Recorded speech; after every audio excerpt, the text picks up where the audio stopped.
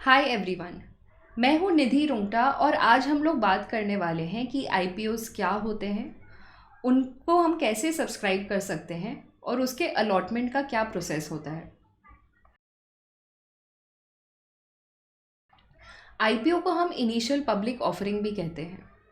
ये वो प्रोसेस है जिसके थ्रू एक कंपनी जो अभी तक स्टॉक मार्केट में लिस्ट नहीं हुई है वो अपने शेयर्स पब्लिक को ऑफ़र करती है। कंपनीज जो है वो जनरली कैपिटल रेज करती है through the sale of shares and securities to the public. Listing के पहले कंपनी के पास स्मॉल शेयर होल्डर्स होते हैं, जैसे कि उनके फैमिली, फ्रेंड्स, एंजल इन्वेस्टर्स।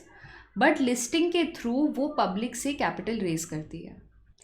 अब हम ये समझने वाले हैं कि हमें आईपीओज में क्यों इन्वेस्ट करना चाहिए।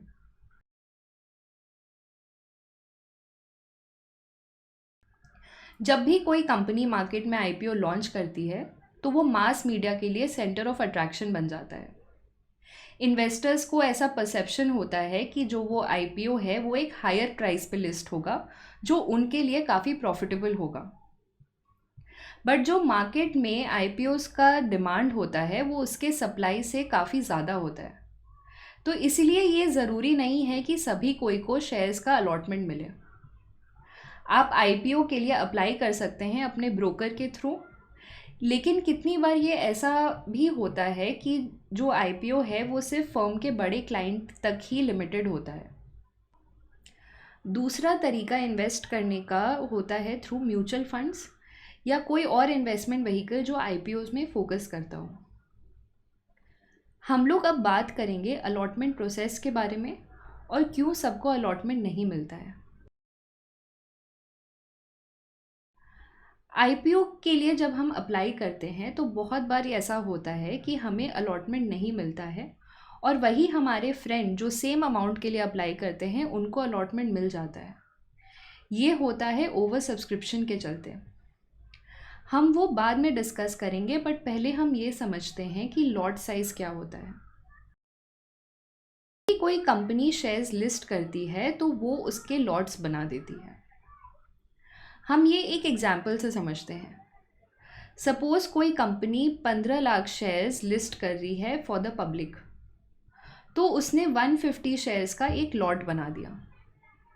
तो अब उस कंपनी के पास टोटल 10,000 लॉट्स अवेलेबल है पब्लिक को देने के लिए। पब्लिक जब अप्लाई करती है आईपीओ के लिए तो वो लॉट्स के हिसाब में ख़रीदती है उसको। हम 1 लॉट, 2 लॉट, 3 लॉट ख़रीद सकते हैं, बट हम वही 10 शेयर, 20 शेयर्स नहीं खरीद सकते हैं।